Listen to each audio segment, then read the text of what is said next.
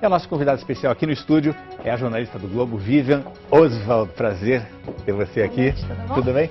Fique à vontade. Bom, a Vivian está lançando este livro, Com Vista para o Kremlin, a vida na Rússia pós-soviética. A Rússia, na verdade, a nova Rússia é muito nova, tem 20 anos. Vão ser completos agora em dezembro. Pois é, daí eu queria saber de você justamente essas particularidades que você, como ninguém, vai saber dizer desta transição, dessa nova Rússia, o que temos de resquícios e o que tem de que não se encontra no resto do mundo, por exemplo. Eu acho que a União Soviética ela ainda é muito presente na Rússia contemporânea, né? Os 20 anos são pouco para a gente poder ver uma mudança absolutamente radical no comportamento das pessoas. Você vê que existe uma nostalgia entre os mais velhos.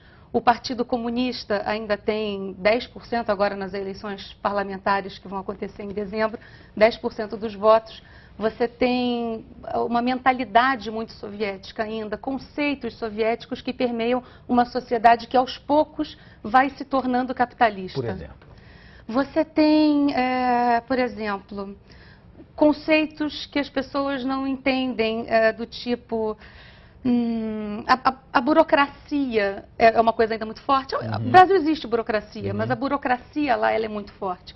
Você, para viver como jornalista na Rússia, você precisa de um visto, você precisa de o seu credenciamento junto ao Ministério de Relações Exteriores, você precisa de um registro na polícia.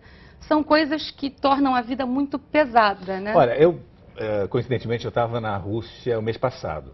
E a primeira noite no país, o nosso passaporte vai para a recepção do hotel e some por 24 horas. Para conseguir o registro na polícia. Exatamente isso. Para saber onde você está, né? Isso é uma coisa ainda muito antiga. E na saída do hotel depois tem um certificado para dizer, atestamos que ele estava aqui durante esses dias todos. Quer dizer, e se você é parado na rua sem aquele papel, você certamente terá problemas. Então, assim, você tem que ter... Eu certamente não andei com papel na rua, mas...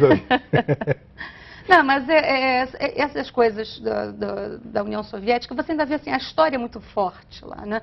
Por exemplo, o metrô, que é deslumbrante. Lindíssimo. Lindíssimo. Você tem 182 estações agora, um metrô que atende 9,2 milhões de pessoas. Isso é uma herança soviética muito importante. Você tem esse metrô que é lindíssimo, foi construído durante a União Soviética para o povo. Então são estações com os melhores materiais, com mármore, com lustres. Uma homenagem ao proletariado. Exatamente. Vamos dar essas estações. Isso é uma coisa muito presente. Nos conceitos do dia a dia, as relações capitalistas, elas estão presentes, mas ainda tem algumas coisas que puxam um pouco os negócios para trás. Você conversa com empresários, eles têm um pouco de medo da incerteza jurídica, contratos que às vezes não serão realizados na sua plenitude, quer dizer, eles não têm continuidade, ou às vezes tem uma fiscalização que você não sabe o que esperar dela.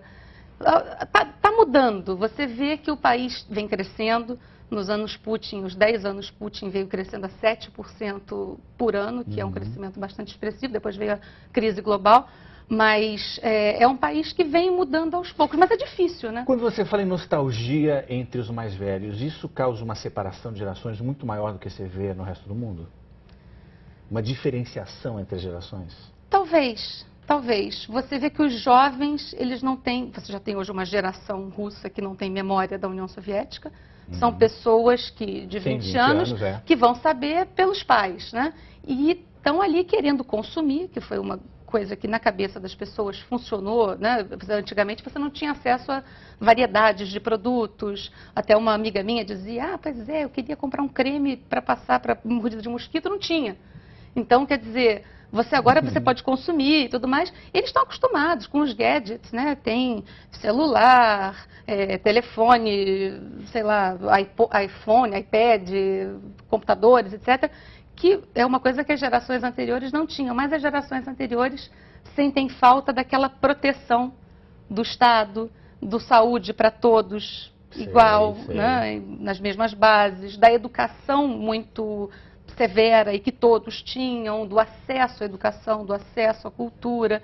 Quer dizer, mas são vivências que os jovens, por exemplo, não têm muito como dar valor, porque eles não passaram por isso, né? Eles ouviram falar. Sim, claro. Claro que tem as coisas ruins, mas a gente também tende a relevar. Eu notei, assim, conversando com as pessoas mais velhas, participei até de uma manifestação de comunistas, eu estive na Rússia na semana passada para preparar umas reportagens para o jornal, e na manifestação dos comunistas a gente vê que eles esquecem um pouco, né, do passado. Você pergunta assim, quais são as grandes vantagens daquele tempo? Fala-se de educação, de saúde, da previsibilidade da sua vida.